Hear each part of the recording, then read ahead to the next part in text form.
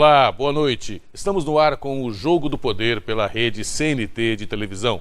Nesta noite vamos falar de política internacional. E nosso convidado é o professor de Sociologia da Universidade Estadual de Londrina e também analista internacional, professor Ronaldo Baltar. Seja bem-vindo, professor. Uma ótima noite para o senhor. Boa noite. Falar de política internacional nesse momento, é claro, primeiramente tocar na questão da Síria, onde eu não sei se para surpresa de muitos, para mim pelo menos foi surpresa, a reação do governo norte-americano aos atentado, aliás, terrorista, um terrorismo de Estado contra a população síria, mas o Trump autorizou o revide com mísseis, né, contra a Síria. Isso foi uma surpresa para a comunidade internacional ou já era esperado? Não, foi uma surpresa muito grande, porque o Trump tinha uma retórica, né, de não intervenção na Síria, né? Ele, quando era só o empresário, né, era crítico do Obama, né, pedindo para o Obama não fazer intervenções na Síria, né, na guerra da Síria. E durante a campanha dele, ele mostrou uma aproximação muito grande com a Rússia, né, e defendendo uma solução para a Síria, que seria um ataque coordenado com a Rússia e localizado no combate ao Estado Islâmico. Então, bem pontual. E com esse uso horrendo, né, de armas químicas, né, as imagens são chocantes, né, do sofrimento da população com as armas químicas, ele fez um ataque a uma base síria que é apoiada pela Rússia, né, então criou na comunidade internacional, de fato, um espanto muito grande. Sabe-se que ele comunicou antes os russos, né, que ele faria esse ataque, mas a base que ele atacou é uma base síria, mas que tem apoio da Rússia. Tinha equipamentos russos dentro daquela base também. Mas os russos tiveram tempo de tirar o seu pessoal da base, pelo que conta a imprensa internacional. Isso, tiveram tempo de tirar o seu pessoal, né, e não se sabe se eles avisaram ou não, né, o Bashar al-Assad, o pessoal dele, né, do ataque.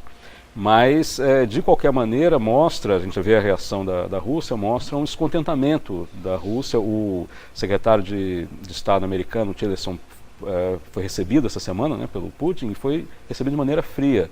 E é uma pessoa que tem investimentos, tem acordos comerciais com a Rússia, que se imaginava que teria uma integração muito grande, né, uma conversa mais fluida. Então, esfriou a relação com a Rússia com esse ataque. A Rússia vetou, inclusive, no Conselho de Segurança das Nações Unidas, uma investigação mais a fundo das Nações Unidas em relação ao ataque químico contra a população síria. O 8º veto da Rússia em relação a proposições na ONU com relação à guerra da Síria. Ela se isola junto com o Bashar al-Assad da comunidade internacional? Porque é curioso, porque esse veto enfraquece, inclusive, a posição da própria Rússia e fortalece a posição do Trump no ataque que ele fez. Porque o Irã, que era parceiro da Rússia, né, e do Bashar al-Assad também na Síria, estava exatamente condenando o ataque do Trump, exigindo que primeiro se fizesse a investigação, que a ONU fizesse a investigação, e depois aplicasse as sanções, e não um ataque unilateral de um país. Quando a Rússia faz o veto, ele enfraquece essa posição do Irã, e, portanto, dá razão para o Trump de fazer uma medida, a justificativa do ataque é uma medida preventiva, é um alerta para o Bashar al-Assad: não use mais armas químicas. Esse é o tom retórico, né, do ataque do Trump. Então, fortalece esse argumento e isola mais a Rússia dentro desse cenário. Com relação ao Trump, que vem sendo questionado pela comunidade internacional, particularmente por algumas propostas suas, que são xenófobas, que são até inexequíveis, possivelmente, mas ele, perante os aliados, me parece que ele saiu fortalecido desse episódio, tanto que a Alemanha, a França fizeram um comunicado conjunto apoiando o ataque, a Grã-Bretanha também apoiou, que é um aliado tradicional, e a própria comunidade árabe, a própria Arábia Saudita também apoiou o ataque. Ele marcou, digamos assim, entre grandes aspas, um gol para a sua imagem? Ele fez uma mudança, marcou um gol para a sua imagem, uma mudança no discurso que ele tinha, nas ações que ele vinha fazendo até então, né? Ele tinha um discurso pró-Rússia contra a OTAN e contra a China, declarando a China como um inimigo comercial a ser combatido. com essa mudança, ele já fez uma declaração dizendo que a OTAN não é mais obsoleta. Ele, durante a campanha, falou que a OTAN é obsoleta, né? Então, teve uma reunião agora com a OTAN e falou assim: a OTAN não é mais obsoleta, portanto, fortalece a aliança com a Alemanha, com a França, com a Grã-Bretanha, com a Turquia. Declarou que a China não é manipuladora comercial nem de moedas, portanto ele esteve lá na China, né? Anunciou inclusive para o presidente chinês que ia fazer o ataque, pelo que a imprensa coloca, estavam comendo bolo de chocolate. Ele falou para o presidente chinês, falou: estamos fazendo um ataque aí nesse momento na base síria, né? E se aproximou da China. Então é uma mudança que é muito favorável para os países europeus, porque fortalece o papel da OTAN, fortalece o papel dos Estados Unidos na articulação do sistema internacional, né, que vinha até agora, e desfaz essa retórica que ele tinha anteriormente contra a OTAN, contra a União Europeia e contra a China, e isola a Rússia, que é a maior ameaça para a Europa nesse momento. Aliás, duas coisas importantes com relação a isso, eu gostaria até que o professor analisasse para nós. A questão da geopolítica do Oriente Médio, que é muito complexa, mas eu vou deixar isso para um segundo momento na pergunta. A outra questão que chama muito a atenção, a gente conversava em um programa anterior sobre o Trump, se ele seria Trump mesmo ou se ele cederia e seria um presidente dos Estados Unidos da América, como todos foram, fazendo as coisas que tem que fazer. Esse ataque dessa forma mostra que Trump está sendo enquadrado, ou está se enquadrando no cargo? Ele está sendo mais presidente, né? Inclusive com a mudança do estrategista-chefe, né, o Steve Bannon, que saiu por atritos internos na Casa Branca com o genro dele, né, que tem um papel de destaque, mas principalmente porque ele está dando mais força ao secretário de Estado, né, e ao secretário de Defesa. Então, deixando aquele núcleo mais diretamente político, né, influenciar, e está dando mais ouvido a quem está ocupando os cargos administrativos. E esse pessoal é assessorado por funcionários de carreira, de longa data, né, que tem uma visão mais estratégica do papel dos Estados Unidos. Então, parece que o Trump está sendo enquadrado, né, ouvindo a estrutura, né, do governo americano, que tem experiência na gestão. As pessoas brincam nos Estados Unidos, né, os jornalistas, né, falam que ele está se mostrando um bom aprendiz, né, em relação para ele está aprendendo rápido a ser presidente. O programa que ele apresentava, inclusive, na televisão. Está aprendendo rápido a ser presidente. Ele não sabia ser presidente, começou fazendo uma política meio atabalhoada, mas está sendo um bom aprendiz, está aprendendo rápido. Isto, para nós do mundo todo, é importante que ele se comporte como presidente dos Estados Unidos? Porque cria uma instabilidade muito grande. Veja, ele não é uma mudança tão radical assim. Ele continua fazendo internamente e externamente várias ações, como você disse no início, que tem um caráter bastante... reforça, se não é a intenção dele, pelo menos reforça claramente ações xenófobas, que criam um estado constante de policiamento interno lá. Ainda há o atrito com os migrantes mexicanos. Ele baniu o visto dos muçulmanos. Enfim, ele não mudou completamente, mas esse enquadramento, pelo menos em termos de política internacional, cria uma certa estabilidade, né, no quadro internacional, que estava anteriormente, né, estava gerando um certo desconforto entre os países principais, né, Alemanha, França, Inglaterra, sobre o comportamento dos Estados Unidos, porque desarticulado de uma hora para outra, o sistema internacional, né, com a crítica que ele fazia à OTAN, à OMC, enfim, todas as agências que vêm regulando a política nacional econômica e política nacional, segurança nos últimos anos, ia criar uma confusão muito grande. Então ele passando ainda que sendo Trump, mas dialogando com essas instâncias, né, cria uma estabilidade maior. No próximo bloco nós continuamos falando sobre política internacional com o professor Ronaldo Baltar. Um minutinho só, nós já voltamos.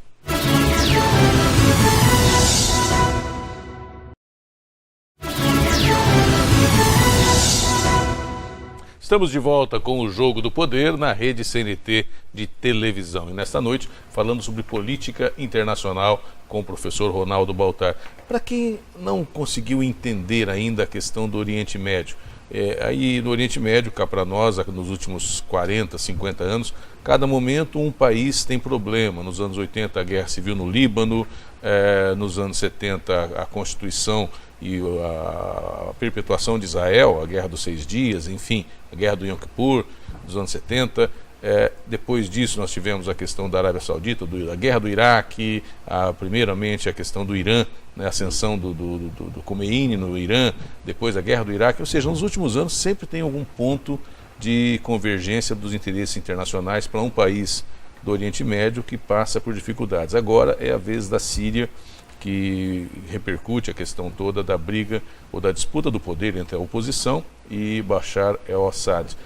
Para quem não entende, como que funciona a questão dos aliados e inimigos na geopolítica do Oriente Médio? A Arábia Saudita e Israel, que não são amigos dos Estados Unidos. E a Rússia tem seus aliados. Como funciona isso? Então é uma situação bastante complexa e de muito tempo. A primeira coisa para a gente frisar bastante nisso é que é uma região que tem muito petróleo, né? Então esse é o motor de todo o conflito, é o petróleo e o canal de Suez, né, que está ali sob controle do Egito, por onde passam os navios carregados de petróleo. Então o controle, toda a importância da região tem a ver com a matéria-prima que move o mundo, né, a energia do mundo, que é o petróleo.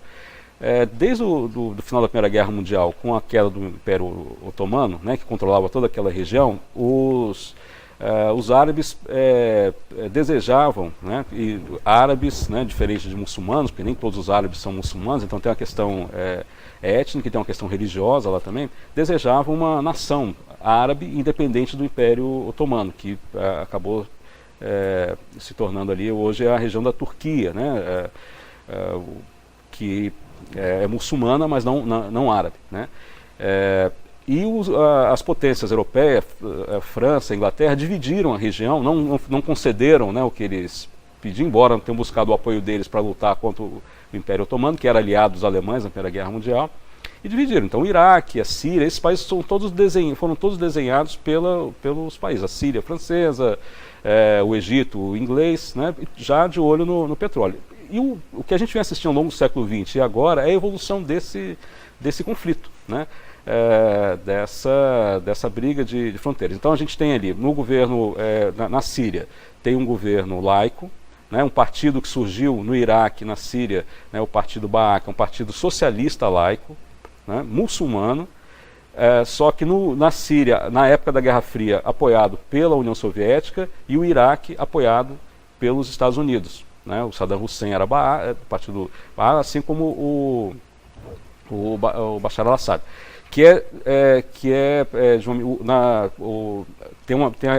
A religião tem os sunitas, né, e os xiitas, né.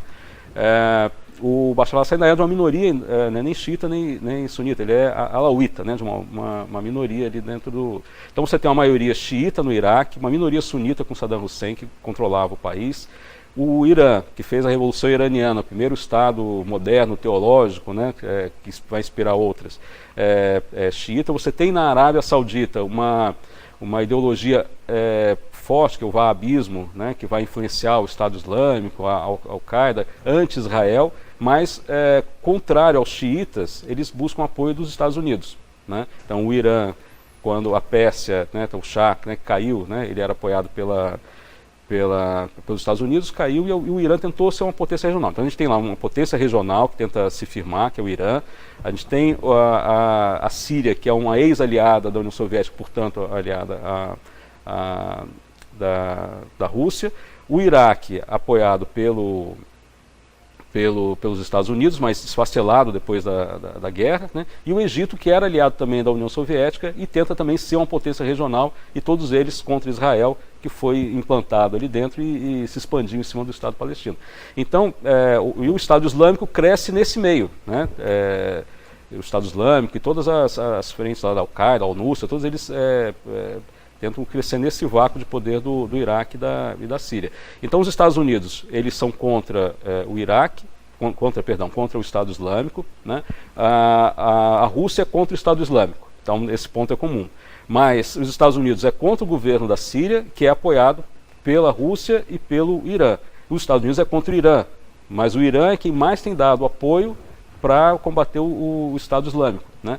Então, e tem a Turquia nesse meio todo, né, que é aliada da OTAN, e tem a população curda também, que está ali no meio, que combate o Estado Islâmico, mas é contra procura independência, né, na Turquia, no Iraque.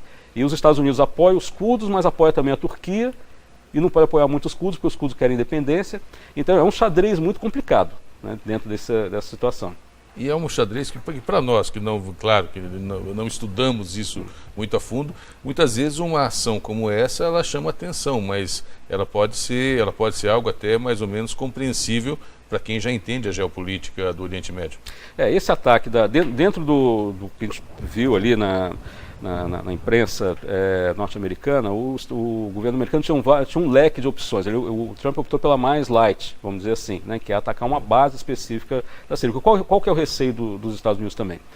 Tirar o governo, eles são contra o Bashar al-Assad, que é apoiado pela Rússia, mas tirar o governo hoje seria fortalecer o Estado Islâmico, porque aconteceu o que aconteceu com o Iraque com a saída do Saddam Hussein, que ainda, apesar de toda a monstruosidade, barbaridade, né, que o Assad vem fazendo com a sua população, ele mantém o controle ainda de boa parte do território.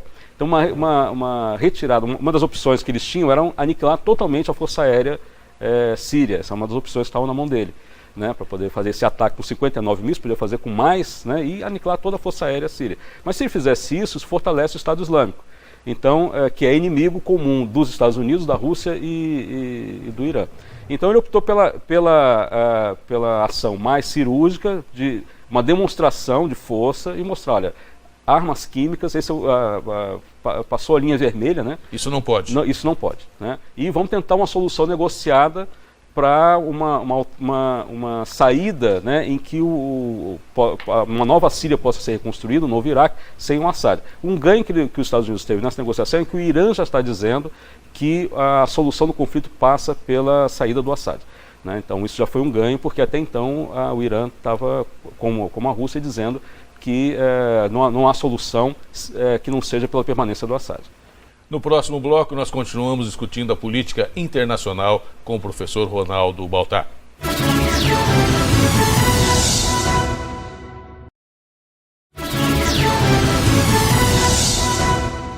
Estamos de volta com o Jogo do Poder pela rede CNT de televisão. E nesta noite conversando sobre a política internacional com o professor Ronaldo Baltar. Professor, falamos bastante da Síria e do Oriente Médio, esse ataque dos Estados Unidos, a resposta ao ataque de armas químicas, mas também tem chamado a atenção da comunidade internacional os diversos atentados que têm acontecido, particularmente na Europa. É uma esteira do que veio acontecendo desde Paris, que não para nunca? Quanto mais se enfraquece a avaliação, e quanto mais se enfraquece o Estado Islâmico e a Al-Qaeda dentro desse conflito no cenário do Oriente Médio, mais eles se expandem para fora para tentar criar uma desestabilidade, né, ameaças nos países europeus. Então o Estado Islâmico ele tem um arco de atentados que vai desde a Indonésia até os Estados Unidos, passa pela Ásia, pela Europa, são vários países, vários atentados. Na África, só a América Latina ficou de fora até o momento. Na França, desde de 2014, são mais de 235 mortos, né, em atentados, mais de 900 feridos, né, em vários atentados que foram feitos. Então, os atentados maiores que a gente tem notícia, né, esse agora do Egito, na Suécia, e são ações não coordenadas. Então eles estimulam pessoas, né, que têm instruções sobre como fazer os atentados, mas não são necessariamente coordenadas, não tem uma liderança central que estabelece, olha, vamos fazer um atentado aqui, ali. As pessoas que são simpatizantes do grupo veem uma oportunidade num determinado momento, né, estão inflamadas pela ideologia, pela vontade de cumprir aquele desígnio, então a pessoa vê a oportunidade, ela vai e pratica. Então torna muito difícil a prevenção. E essa é a ideia que o Estado Islâmico tem estimulado, a Al-Qaeda menos, né, mais enfraquecida, mas tem estimulado bastante, com o objetivo de criar uma instabilidade nos países, para que esses países passem a prestar mais atenção na sua política interna, no combate interno a essa ameaça, e se enfraqueça, portanto, o envio de tropas e o combate no próprio Oriente Médio. Seria uma maneira de dizer para os governos desses países, através da população, não venham mexer conosco, porque senão a resposta é em cima da população do país? Exatamente, e aí cria uma instabilidade, a população já tem uma divisão, né, nesses países, se vale a pena ou não interferir, porque quem está de fora, né, por que um francês tem que ir lá no Oriente Médio brigar, né, ou um alemão, ou inglês, ou um americano? É o problema deles, né? É um problema econômico e geopolítico, porque, como eu falei antes, tudo gira em torno do petróleo, então são interesses... mas para o cidadão, né, cria esse receio, então ele tende a apoiar políticas que são mais isolacionistas, mais neutras em relação à interferência nesses conflitos. É uma expectativa que se tem também com esses atentados.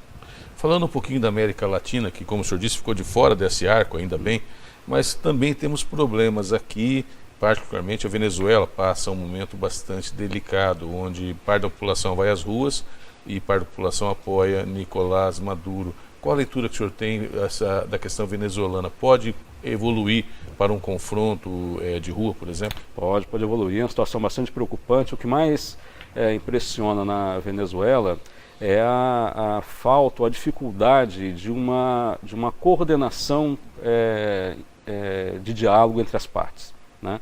A gente tem uma mediação, né? Tanto interna como externa. A gente não está vendo o Mercosul ou a Organização dos Estados Americanos ou outra instituição internacional que teria esse papel, né, de se apresentar como um mediador legítimo entre as partes, né, porque de fato há uma divisão, uma cisão na Venezuela muito grande, uma crise econômica brutal, né, uma crise de legitimidade do governo Maduro, vem perdendo legitimidade, mas ainda assim tem apoio de parte da população. Então há um esgotamento da capacidade eleitoral, porque o país não consegue organizar, né, ou definir como organizar essas eleições para fazer uma transição com Maduro, e impressiona essa incapacidade das agências internacionais, e eu volto a falar de novo, a OEA e o Mercosul seriam as principais, para legitimamente proporem uma solução negociada, fazer uma mediação entre as partes, que pudesse levar uma solução pacífica para a Venezuela. Espero que ainda venha acontecer. Com relação ao Brasil, que no momento quando a presidente Dilma estava no poder e o presidente Lula flertaram abertamente com o regime venezuelano, mudou alguma coisa com Michel Temer? Mudou. O Brasil agora passa a ter uma política que eu acho também equivocada, né? Tanto a política de você apoiar, né, porque o Brasil não tem que apoiar o governo venezuelano, tem que apoiar a Venezuela como país, né? E também não pode negar, né, o apoio ao país Venezuela, sendo o Brasil o país vizinho, né, que tem fronteira. Nós temos vários migrantes venezuelanos que têm vindo para Roraima, né, então, enfim, nós temos uma relação, um contato com eles. O Brasil deveria ter essa voz de mediação, né? Se propor, obviamente depende do governo venezuelano também se abrir a isso, mas eu acho que a postura do atual governo de se isolar do conflito, né? Não ter um pronunciamento, não ter uma iniciativa de mediação, eu acho também um equívoco, tanto a adesão total quanto o afastamento ou a simples condenação do que ocorre na Venezuela. Aliás, para a gente encerrar essa entrevista, quero agradecer a presença do professor Ronaldo Baltar. A política internacional brasileira parece-me que refluiu bastante com Michel Temer. Refluiu bastante. Uma coisa correta que aconteceu foi dar mais peso ao Itamaraty. Antes, no governo Lula e no governo Dilma, o Alexandre Garcia, que era o secretário de Assuntos Internacionais, tinha mais peso do que o Itamaraty. Isso não é certo. O Itamaraty tem que ter o seu papel, tem funcionários, tem um quadro de reconhecimento internacional para conduzir a política internacional. O governo Temer voltou a dar o peso ao Itamaraty, mas não tem uma orientação clara de estratégia de política internacional. Isso o Brasil precisa, ainda mais numa situação que nós estamos de crise, né? É necessário ter essa inserção plantada desde já no cenário internacional. Muito obrigado pela entrevista, uma ótima noite para o senhor. Muito obrigado. Para você, meu amigo, para você, minha amiga, muito obrigado pela audiência, pelo carinho da sintonia e uma ótima semana para você. Tchau.